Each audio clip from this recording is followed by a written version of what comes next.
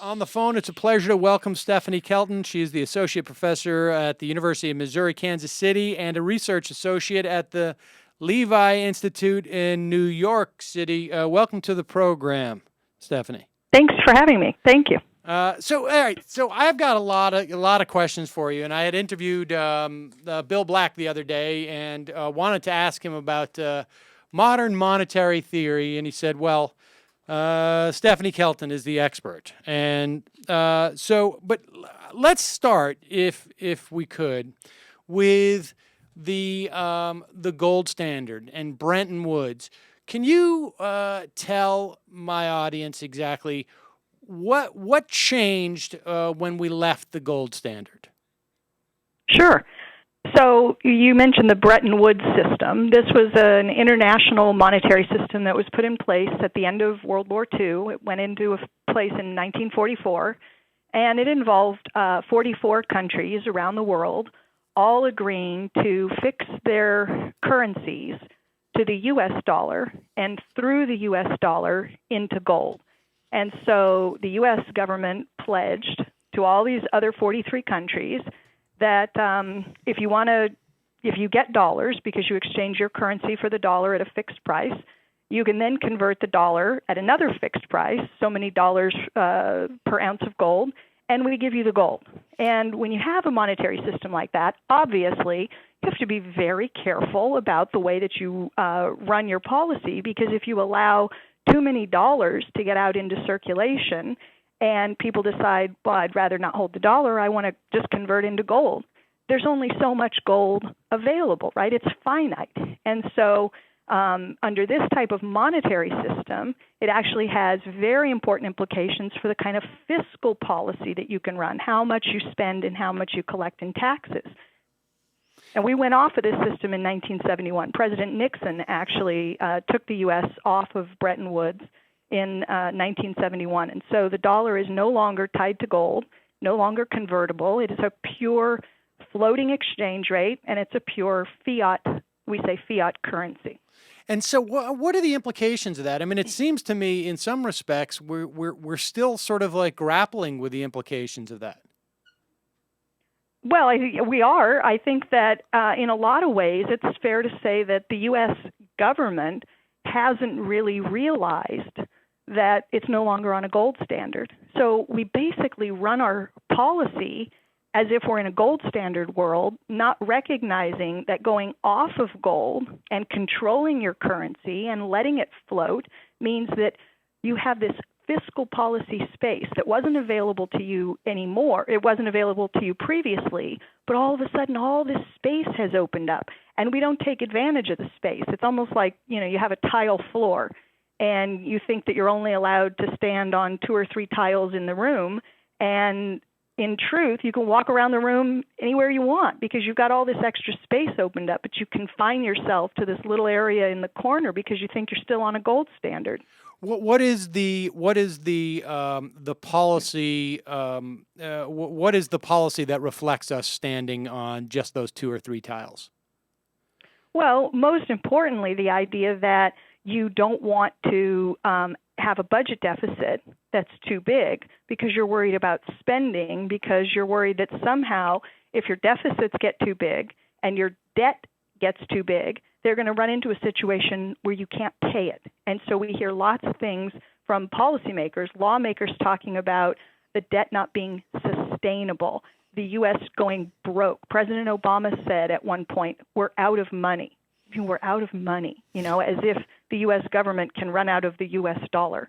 So we act like we've got to keep the supply of dollars and keep the level of spending constrained, sufficiently constrained, or terrible things are going to happen. We're going to become like Greece. We'll go broke like a household or a private business, not recognizing that the federal government is now the issuer of the currency, and the rest of these folks are just simply users of the currency. Households are users, private businesses, state and local governments, and by the way, all of the countries that adopted the euro have placed themselves in the position of being the user of the currency, no longer the issuer. So if you look at Italy and you look at Italy's debt to GDP ratio today, it's roughly where it was in the mid-1990s.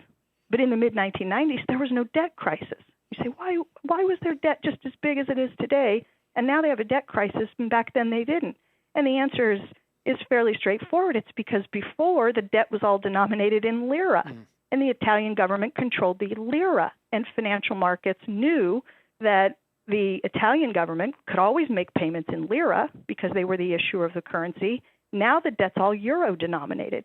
Financial markets recognize, hey, the euro doesn't come from the Italian government, so if we lend to them, that's got this risk now attached that it didn't used to have. And that's where the premium comes from, and that's why the bond vigilantes have so much power under this new monetary system. But they don't have the same power. The bond vigilantes don't have the same power over us because we have the capacity to print more money. And they recognize that. They absolutely recognize it. They recognize it in Japan. They recognize it in the UK. They recognize it in the US, where interest rates short-term are 0 and even longer-term right around 1%. And the reason that the bond vigilantes can't extract a premium, can't bully these governments, is because they know these governments can always pay. You can't say I need a risk premium to compensate for the risk of default when the currency comes from all of these governments, you know?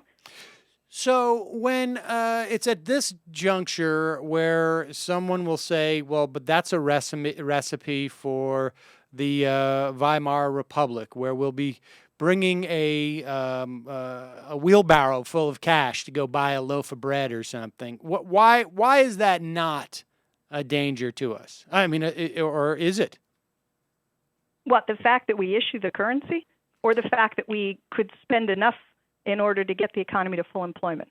Well, I guess the idea that if we issued the currency, if we started, if we borrowed money and used that money to get us to full employment, let's say, like fiscally, for instance, and but we kept printing this money, I don't know if it's conventional wisdom, but there's certainly some belief in some sectors that say, well, that's what gives you hyperinflation. Okay, well, hyperinflation is something that happens for very specific reasons. In the case of Weimar Germany, what you had was, in fact, still a gold standard in place. You had war reparations. The German government was trying to repay its war debt, and it needed gold in order to do that. And in order to get all the gold that it needed, had to issue lots of currency to buy the gold. And so you had lots of money creation. At the same time, you had the Belgians and the French come into Germany and take over a large industrial part of the economy, which kept supply down. So, you know, if you think Milton Friedman, you say inflation is caused by too much money chasing too few goods.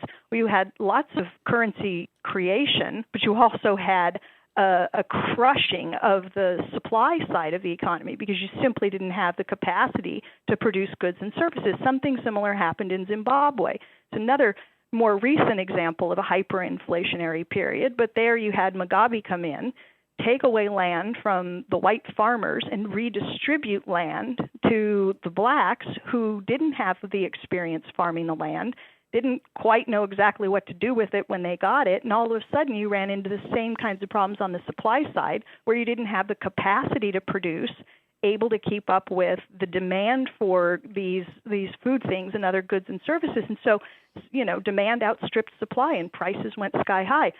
We don't have conditions like this in the U.S., and it's clear that we can achieve full employment without hyperinflating the economy. The last time we reached full employment in the U.S.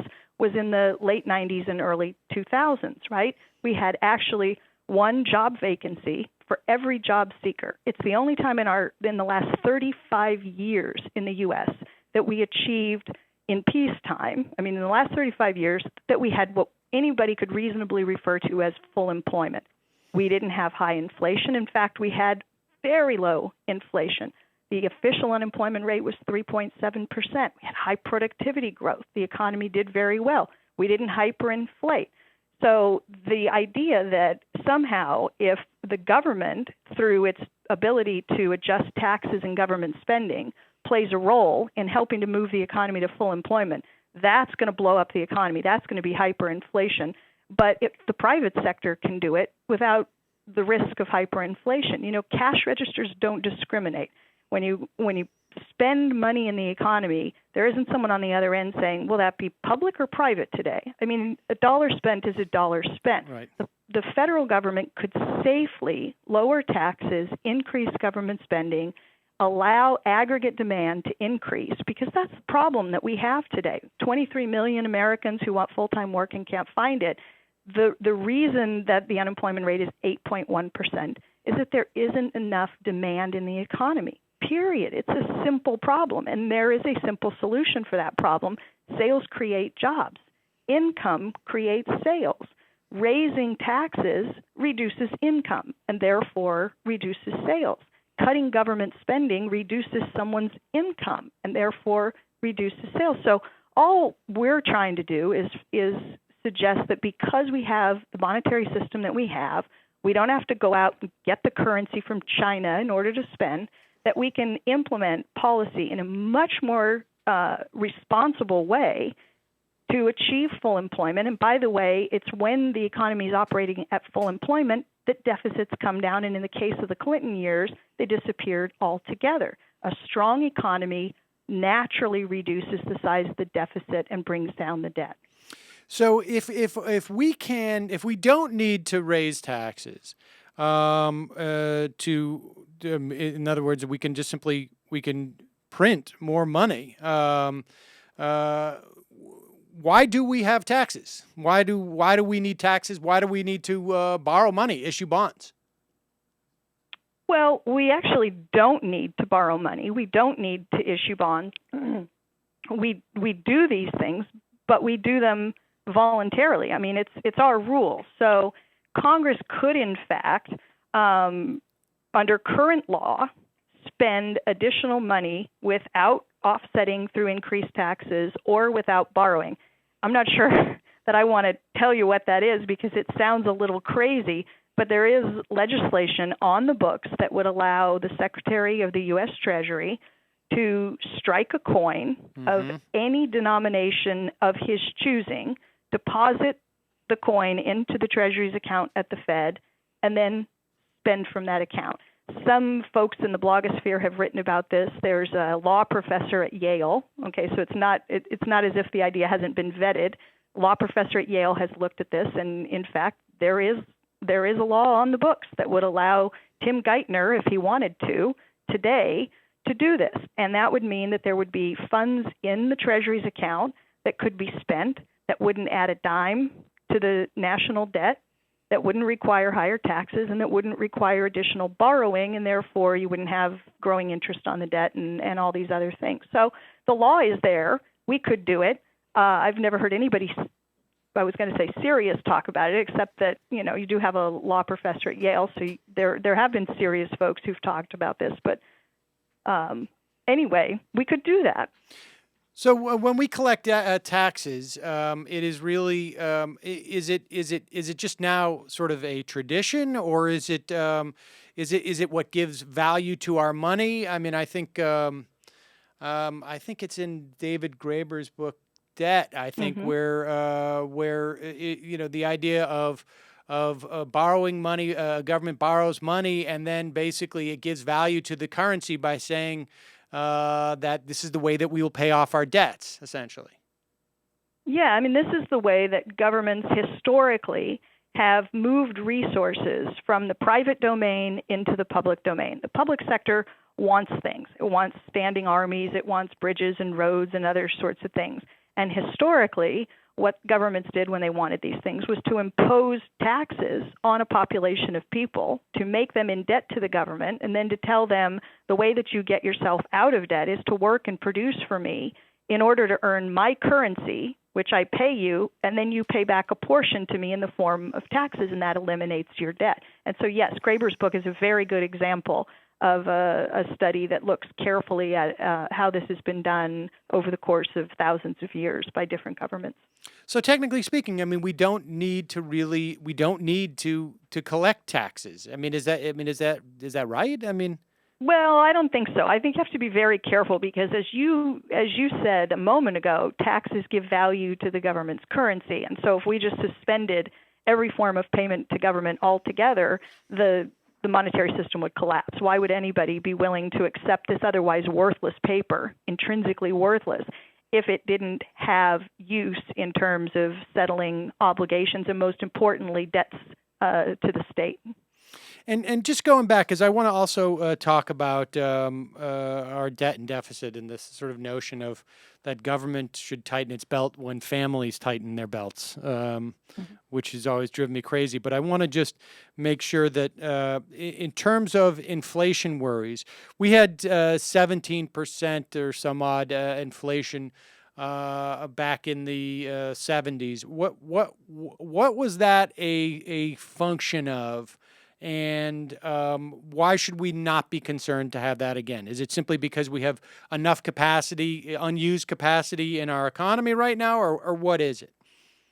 No, because the experience of the 70s really showed that you can have quite high inflation in spite of the fact that you're not using your capacity. So the period of the 1970s is often referred to as a period of stagflation, right, where we had simultaneously high inflation and high unemployment. So the inflation that we experienced in the 70s was not the result of government trying to operate its fiscal policy to achieve full employment. The inflation that we achieved we experienced in the 70s was more akin to something along the lines of what happened in Zimbabwe or Weimar, in the sense that it was supply side pressures that drove that inflation. So the oil price shocks, right? Oil spiked in the 1970s on a couple of different occasions, 71 and 73, I think, and then there are pass-through effects because it takes so much energy to move goods and services and produce other things that it fed through into the generalized price index, into the CPI. So you can definitely have inflation. You could have inflation because of commodity prices rising, right, feeding into the prices of other goods and services, quite independent of the fact that you're not at full employment. So I don't discount the concern about inflation, but if we're talking about demand pull inflation, too much money chasing too few goods and services, then I think that there's not a good reason right now to be concerned that if we were to spend more, that we would generate inflationary pressure, because as I said, you have lots of capacity. You have capacity in terms of the factories operating well below historically high utilization rates, and you have lots of labor that wants to contribute but is unable to find work. So you can definitely get inflation on the supply side. Right, but we don't have enough demand right now to create that dynamic that would drive it. To create the demand-pull dynamic. Okay. You could have a speculative bubble that feeds into commodity price increases that then feeds into prices in general, but that wouldn't have anything to do with trying to run your economy at full employment. So let's move to the deficit, because of course, everything that we hear now, it's dominating our politics, is this notion of the fiscal cliff, which is really sort of it's sort of stunning in a way, because we're being told that we've got to be afraid of falling off this fiscal cliff. And so the solution that we keep hearing, or at least all the solutions that we seem to keep hearing, whether it's the Simpson-Bowles letter, as I call it, or other plans to impose austerity, the solution for this fiscal cliff all seem to be let's fall off of something tall. I mean, it doesn't. I mean, the solutions to the fiscal cliff don't seem to be solutions, but they in themselves seem to be the fiscal cliff.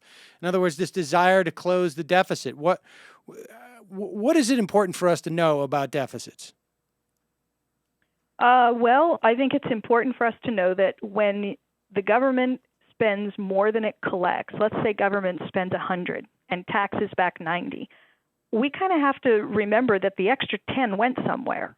Okay? If they spend 100 and only take back 90, someone got the extra 10, and the someone who gets the extra 10 is the non-government sector.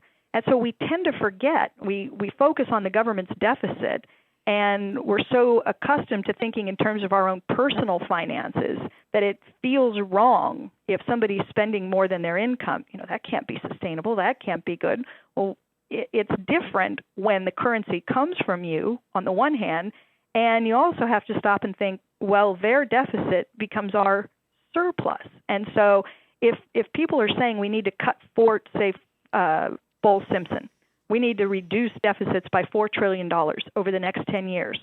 It is an equivalent statement to say Bowles-Simpson advocates cutting the non-government surplus by $4 trillion over the next 10 years. Those are equivalent statements.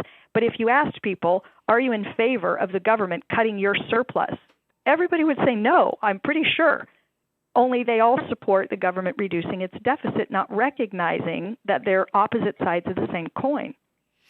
And so, in other words, there is no this notion that somehow if the if the government borrows too much money or something, it's taking it out of the economy. It's not taking it out of the economy. It's actually putting more money back into the economy.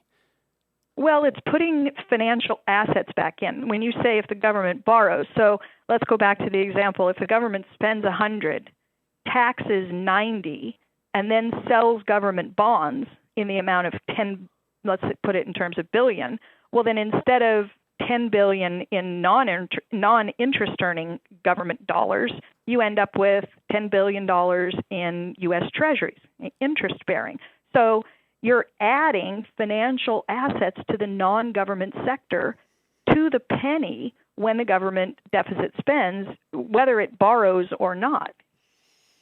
And so I've seen you say that there's three aspects, I guess, to contextualize the deficit: the government, the domestic government sector, and the domestic private sector. And but for the rest of the world, there's a one-to-one inverse relationship there. Is that right? Yeah, so you can divide these things into three parts, which is what you just did, or you can simplify and just say government and non-government, where the non-government includes the domestic, private, and the rest of the world. So if the government is running a deficit that's 6% of GDP, the non-government must, by definition, have a surplus equal to 6% of GDP. Now, some of that surplus is accumulating in the rest of the world because the U.S. runs trade deficits. And so a portion of that surplus accumulates somewhere else, but a very large portion of it, even a bigger portion, accumulates here at home domestically. And so it becomes the surplus in the household sector. It adds to the savings of the corporate sector. So businesses and households benefit financially from the government deficit spending. And is there ever a problem where government deficit, or ever a time where government deficits are a problem? Sure. The deficit, just like the deficit can be too small, the government's deficit can be too big. And the two real risks that one would want to pay attention to, and you're talking about whether the deficit is too big, are inflation and the exchange rate. So if the government runs a deficit that begins to get too large, it's true that you could get inflationary pressure, and it's true that the currency could come down in value. In other words, that the dollar could depreciate on world markets. What would be the effects of those things? We kind of talked about the inflationary effect already, and we can agree that inflation erodes the real purchasing power of the currency and that is something that governments should avoid. With respect to the currency, if the deficit gets too big and the dollar loses value on global markets, then it means that we're going to pay more for the goods and services that we purchase from abroad, but it means the rest of the world is going to pay less for the things that they buy from us. And so in some sense, a weakening dollar improves the current account. In other words, the trade balance would tend to improve if the dollar were to weaken, which would then add to GDP, which would then bring down the deficit. So there may be some stabilization that occurs there even as the currency gets weaker. And so what are the steps that we can take when we perceive that the deficit, or what are the signs that the deficit is too large in those instances? Well, if you begin to get inflationary pressure and you can identify and trace that inflationary pressure to demand then the way to reduce the inflationary pressure is to reduce demand, is to reduce spending. And the way that you reduce spending is either by spending less yourself. If you're the government, you spend less. If you want to have everybody else spend less, then you raise taxes so that they have less income available to spend. So government should really be watching two things. It should be watching unemployment and it should be watching inflation. And if inflation is not a problem and unemployment is a problem, then it's an indication that the government's deficit is too small. If inflation begins to become, you begin to see signs that inflation is becoming a problem, it's an indication that the government's deficit may be too large. And so, faced with the fiscal cliff, what do you think that really we should be doing at this point, in terms of the Bush tax cuts expiring, the sequestering, the automatic cuts to the budget, unemployment benefits ending, et cetera, et cetera? What is it that we should be doing at this point? Well, the fiscal cliff is just haphazard and reckless policy. It's just, let's just make up a whole bunch of things that are going to happen, and if we don't do anything, these things automatically take place. You want lawmakers to actually be considered and reasoned when they put budget policy into place. And so you want to see a set of national priorities. You want lawmakers to listen to their constituents. You want them to pay attention to what's happening in the real economy. If it is clear that the economy isn't achieving the macro goals of full employment and low inflation, then you want them finding out what it is that they need to spend more money on or whose taxes they ought to be cutting. And so the ideal situation would be for folks to recognize that they ought to make decisions that aren't haphazard in nature and make good macroeconomic policy. That's obviously not what's happening with the fiscal cliff, and it's really not what's happening with any attempt to strike some sort of a grand bargain to avoid the fiscal cliff, because those are sort of different versions of the same thing. It's austerity either way. The difference is in the timing and the particulars of the deal, but the implications are either way, taxes go up on someone and spending goes down on something. And finally, give me a sense. It's fascinating to me that there's still a sense that in some ways we as a society are still trying to figure out the implications of coming off the gold standard. Do you have a sense of, and your perspective on this is, I don't know enough about the different schools of thought in economics, but it's certainly not one that is presented in on our cable news shows. Do you think? Just give me a sense of how the institution of economics, or the educational and the institutes and whatnot are they coming to this understanding of our monetary system? Are they of our economy, or is it is there growth in this in terms of people beginning to perceive the way that our economy works in this way? I really think that there are. It's happening too slowly for my personal taste, but when you start studying economics, one of the first things you're confronted with when you take a course in economics is a budget constraint. And you talk about how households have to allocate their scarce resources among all these competing wants. Then when you move up to the aggregate level, it becomes the same story. You've got federal government facing a budget constraint without the recognition that there's a difference between being someone who has to earn the currency or borrow the currency and being the person from whom the currency comes, being the issuer of the currency. So when you push folks on this issue, and we've been pushing now for almost 2 decades for people to begin to recognize that there's a fundamental difference between what the user of the currency can do and what the issuer of the currency can do. We got a lot of pushback early on. These ideas are very difficult to free yourself from. But people like Joe Stiglitz, Nobel Prize winning economist, Paul Krugman, another Nobel Prize winning economist, Dean Baker, a very popular economist who writes an awful lot on the more progressive side and so forth. We've talked to these people for a very long time, and at first the reaction was sort of, no, surely government can't spend in an unconstrained way. Well, we said, well, no, it's not unconstrained. The constraint is inflation. The constraint is the exchange rate. And I'm telling you, if you read what these people are writing now, it looks very different from what they were writing even 3 years ago.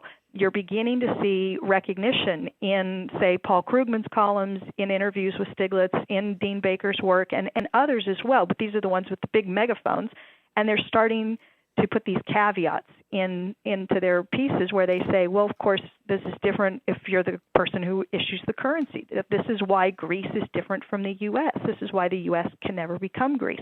So we're getting there, and I hope that we'll continue to move in that direction because, the implications are so important for the lives of so many million Americans. Policymakers to sit on their hands and cry poor when you've got millions of people who want to contribute and want to be part of this great economy that we have or that we could have.